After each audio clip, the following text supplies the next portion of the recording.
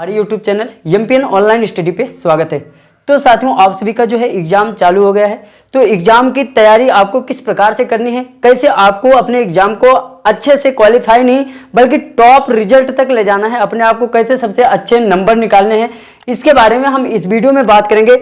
यह जो वीडियो है साथियों इलेक्ट्रिकल और इलेक्ट्रीशियन वालों के लिए है। अच्छे नंबर पाने के लिए आप इस वीडियो को पूरा लास्ट तक देखो। स्टेप बाय स्टेप आपके जो सर हैं अनिल सर, उनके द्वारा आपको पूरा बताया जाएगा। वो आपको इलेक्ट्रीशियन स्पेशलिस्ट हैं, वो उनके बारे में उन्हें बहुत सारा नॉलेज है, वो आपको अपना सारा नॉलेज शेयर करेंगे। जो भी क्वेश्चन हो आप कमेंट बॉक्स में शेयर करना, और अगर आप नए हैं तो चैनल को सब्सक्राइब कर लें, और चैनल के डिस्क्रिप्शन बॉक्स में आपको हमसे संपर्क करने के लिए टेलीग्राम है, उसे ज्वाइन कर सकते हैं। इंस्टाग्राम। आज हमारा टॉपिक है ITI ब्रांच फर्स्ट ईयर का इलेक्ट्रिकल और इलेक्ट्रीशियन ब्रांच के लिए, जो कि टॉपिक है इलेक्ट्रिक सर्किट, जो कि एग्जाम में पूछा जाता है, इम्पॉर्टेंट टॉपिक है। तो आइए हम लोग बात करते हैं इलेक्ट्रिकल सर्किट के बारे में, जो कि जैसा कि आप देख रहे हैं कि इलेक्ट्रिकल सर्किट क्या होता है कि कोई भी इलेक्ट्रिकल सर्किट में कोई भी बल्ब ऑन करनी हो या कोई भी फैन चलाना हो, उसके लिए हम क्या करते हैं कि कनेक्शन करते हैं। तो कनेक्शन में जो चीज़ हमें ज़रूरत पड़ती है, वोल्टेज, करंट और चार्ज जो आवेश होता है, इनका क्या करते हैं कि आइए तब हम लोग शुरू करते हैं कि टॉपिक कि इलेक्ट्रिकल सर्किट कितने प्रकार का होता है। तो हमारा इलेक्ट्रिकल सर्किट जो होता है वो 3 प्रकार का इलेक्ट्रिकल सर्किट होता है। तो जो पहला है इसमें ओपन सर्किट, इसको खुला परिपथ बोलते हैं। दूसरा है क्लोज सर्किट, बंद परिपथ, और तीसरा है शॉर्ट सर्किट। तो आइए हम बात करते हैं ओपन सर्किट के बारे में। ओपन सर्किट क्या होता है? ओपन सर्किट होता है जैसे हमने बैटरी है, बैटरी को सप्लाई दिए, कोई भी बल्ब ऑन करना है, कोई भी लोड है उसको ऑन करना है। तो ओपन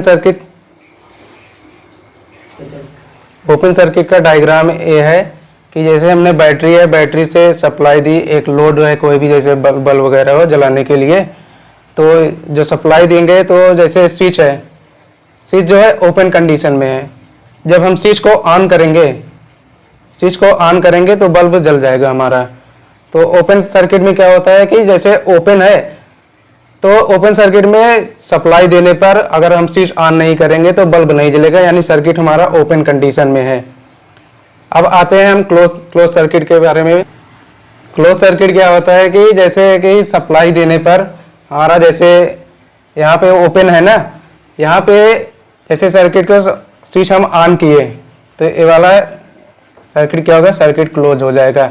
सर्किट जैसे बैटरी से सप्लाई आई, यहाँ पे रेजिस्टेंस से होकर यहाँ पे लोड पे आई बैटरी, और यहाँ से पॉजिटिव इसको मिल गया और यहाँ से निगेटिव मिल गया, तो क्या होगा कि हमारा बल्ब जो है ऑन हो जाएगा क्लोज सर्किट होने पर।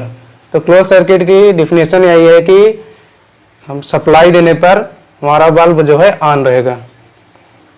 अब हम आते हैं शॉर्ट सर्किट के बारे में जानने के लिए। शॉर्ट से हमसे कोई मतलब नहीं है, स्विच के बारे में, स्विच से कोई मतलब नहीं है, ओपन कंडीशन में हो या क्लोज कंडीशन में हो। यहाँ पे हमसे मतलब है इसे रेजिस्टेंस से, जैसे रेजिस्टेंस का ऐसे पॉजिटिव है और ये निगेटिव है। तो शॉर्ट सर्किट में क्या होता है कि जैसे रेजिस्टेंस आपस में, जैसे यहाँ पे रेजिस्टेंस जुड़ा हुआ है सर्किट में, यहाँ पे जैसे रेजिस्टेंस यहाँ से हट जाए कि हमारा सर्किट जो है ऐसे आके यहाँ पे शॉर्ट हो जाए। तो यही होता है शॉर्ट सर्किट में। इसमें क्या होता है कि हमारा सर्किट जो बल्ब वगैरह लगे हुए हैं, अगर शॉर्ट हो जाएगा तो जल सकता है। इसके बारे में कि रेजिस्टेंस क्या होता है, कैसे काम करता है। तो रेजिस्टेंस का जो डिफिनेशन होती है कि it is a quality of material by which offered opposition to the flow of current. क्या होता है कि ये पदार्थ का एक गुण होता है जो कि उस पदार्थ में फ्लो होने वाले करंट का जो है विरोध करता है। इसका जो कनेक्शन हम 3 प्रकार से करते हैं, सीरीज कनेक्शन, पैरेलल कनेक्शन और कंपाउंड कनेक्शन।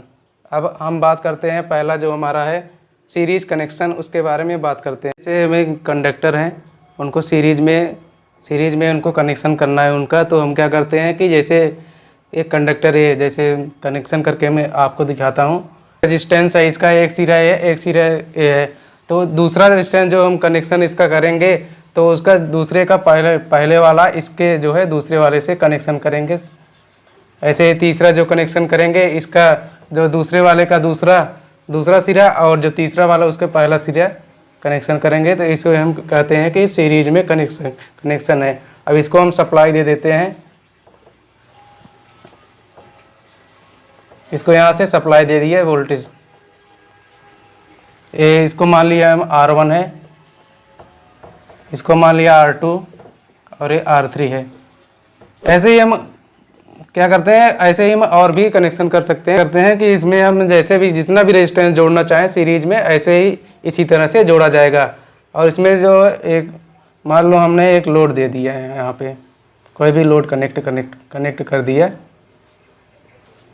तो इसका जो है समतुल्य प्रतिरोध जो निकालेंगे, इक्विवेलेंट तीनों रेजिस्टेंस का निकालेंगे। हमें इनसे मतलब नहीं है, हमें इनका इक्विवेलेंट निकालना है।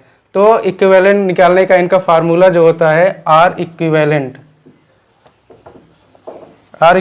जो निकलेगा इनका समतुल्य प्रतिरोध जिसे बोलते हैं, वो निकलेगा इनका तीनों का योग, जो R1 plus R2 plus R3। ऐसे ही अगर और रेजिस्टेंस जुड़ा होगा फिर आगे ऐसे ऐसे हो जाएगा। तो इसका मेन फार्मूला जो निकला सीरीज कनेक्शन का रेजिस्टेंस का, ये है R equivalent equal to R1 plus R2 plus R3। आइए हम इस पे एक क्वेश्चन करते हैं, जिससे जो आपको ज़्यादा क्लियर हो जाएगा। क्वेश्चन करते हैं हम। क्वेश्चन है हमारा, जैसे 3 रेजिस्टेंस जुड़े हुए हैं, तो इसका मान लो है कि 2 ओम है, यह आ गया 4 ओम, ये 5 ओम।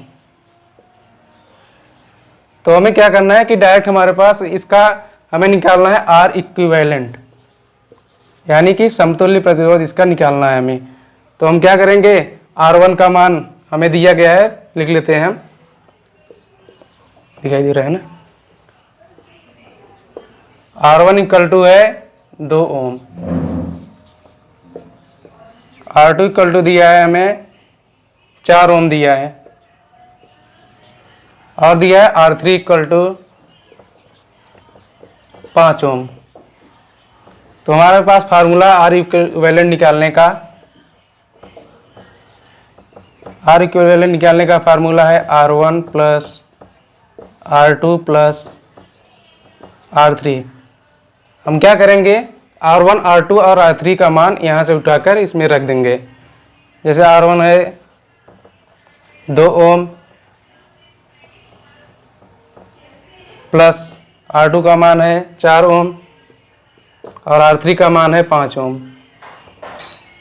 तो 2 4 6 और 5 11 हो जाएगा। R इक्विवेलेंट जो निकलेगा हमारा आंसर यही हो जाएगा, 11 ओम। इक्विवेलेंट जो हमारा निकालना है ये 11 ओम आ गया। अब जैसे हमें मान लिया, इसमें पूछ लिया कि हमें इसमें करंट के कितना है, करंट निकालना होगा। मान लीजिए करंट का फ्लो ऐसे हो रहा है, ये माइनस है प्लस, ये प्लस है ये माइनस, तो करंट का फ्लो इधर से होगा। तो करंट जो इसमें जा रहा है, इधर माइनस मान लो, इधर प्लस, करंट जो फ्लो होगा I, और वोल्टेज हमें दे दिया है 5 वोल्ट, और रेजिस्टेंस है सीरीज में जुड़े हुए हैं तीनों। तो हमारे पास एक फार्मूला है कि V इक्वल टू IR होता है फार्मूला। इसमें से जो I का मान निकालना है, तो I इक्वल टू हो जाएगा, R इधर जाएगा तो अपॉन में आ जाएगा, I equal to V upon R। तो वोल्टेज दिया है हमारे पास 5 वोल्ट, और R का मान इन तीनों का इक्विवेलेंट जो होगा वही रखा जाएगा, जो R इक्विवेलेंट। हमारे पास R इक्विवेलेंट आया 11, 5/11, यही इसका आंसर हो जाएगा, या भाग दे देंगे इसको। इसका आंसर आएगा 0.45, ऐसे ही आएगा आंसर इसका, 0.45 एम्पियर। तो ये हमारा हो गया सीरीज कनेक्शन। अब पैरेलल कनेक्शन के बारे में बात करते हैं। पैरेलल कनेक्शन के बारे में सीरीज में हमने सीखा कि सीरीज कनेक्शन में हमने सीखा कि एक जो कंडक्टर होता है उसका पहला सिरा दूसरा सिरा और दूसरे वाले कंडक्टर का पहला सिरा पहले वाले के दूसरे सिरे से जुड़ता है।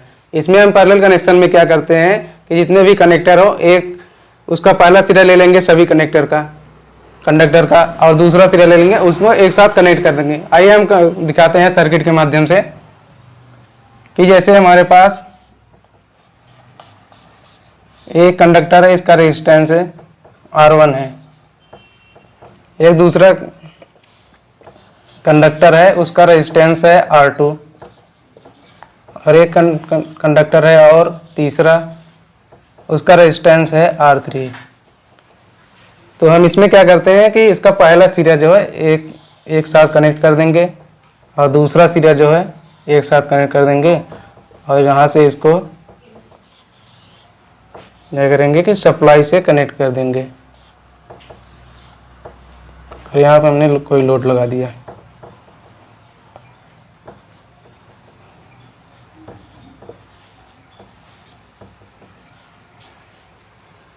हमें निकालना है इनका समतुल्य प्रतिरोध R इक्विवेलेंट। इनका निकालने के लिए हम फार्मूला क्या है कि 1/R इक्विवेलेंट होता है 1/R1 plus 1/R2 plus 1/R3।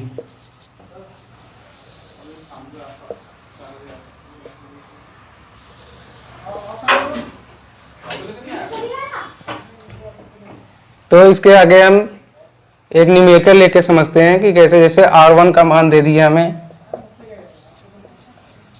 3 ओम, R2 का दे दिया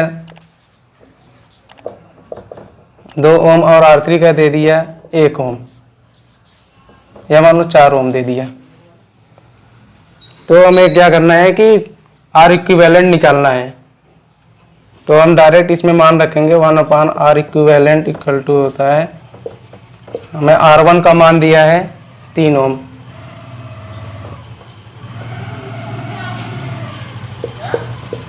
R2 का मान दिया है 2 ओम, 2 रख देंगे यहाँ पे, और R3 का दिया है 4 रखेंगे। फिर हम इसको सॉल्व करेंगे।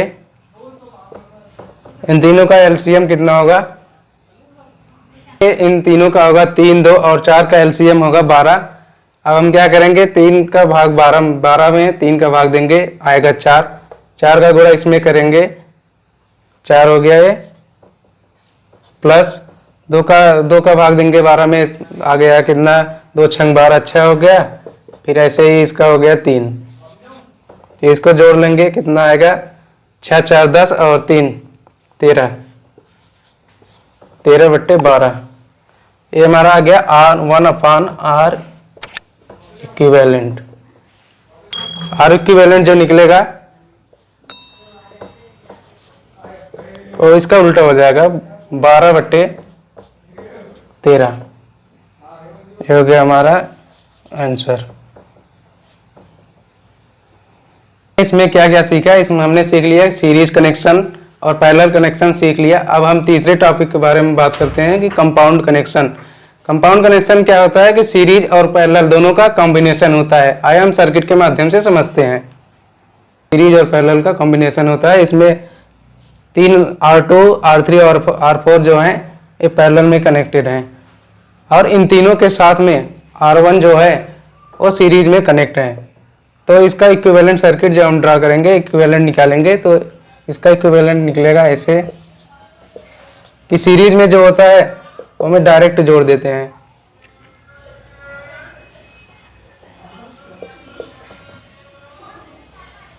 तो इनका पहले हम निकाल लेते हैं R2 R3 R4 का इक्विवेलेंट जो आएगा 1/, जो निकालेंगे 1/R इक्विवेलेंट होगा 1/R2 plus 1/R3 plus 1/R4। फिर R इक्विवेलेंट जो इनका निकलेगा वो आएगा हमारा 1/, इन होल अपान होगा, फिर 1/R2 plus 1/R3 plus 1/R4। ये तो निकल गया हमारा पैरेलल कनेक्शन का इक्विवेलेंट। अब हम टोटल इसका इक्विवेलेंट निकालेंगे जो आएगा आर इक्विवेलेंट होगा। इन तीनों का निकल गया पैरेलल और ये इसके साथ में क्या है सीरीज में है, तो डायरेक्ट इसमें जुड़ जाएगा। फिर क्या होगा इनका total equivalent R1 plus 1/R2 plus 1/R3 plus 1/R4। ये हमारा आ गया फाइनल आर इक्विवेलेंट। इस सर्किट के लिए आर इक्विवेलेंट ये हो गया। आइए हम एक क्वेश्चन करते हैं इसमें, जो हमारा निकल आ गया R1 plus 1/R2 plus 1/R3 plus 1/R4। इस पे हम एक क्वेश्चन करते हैं। R1 का मान दे दिया 1 ओम, R2 का दे दिया 2 ओम, R3 का भी 2 ओम और R4 इसका भी 2 ओम ले लेते हैं। तो हमें क्या करना है, डायरेक्ट इनकी वैल्यू इस फार्मूले में पुट करनी है, यानी आर इक्विवेलेंट जो होगा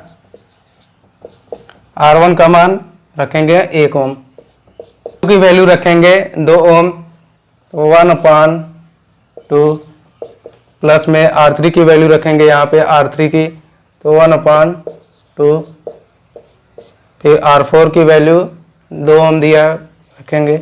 फिर हम इन्हें सॉल्व करेंगे, 1 प्लस 1/, होगा इन तीनों का एलसीएम जो आएगा सेम आएगा 2, और ऊपर ये तीनों जुड़ जाएंगे 3 हो जाएगा।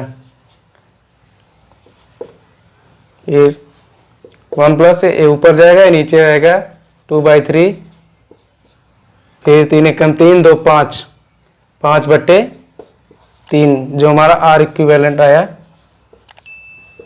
5/3 ओम। यही हमारा आंसर है।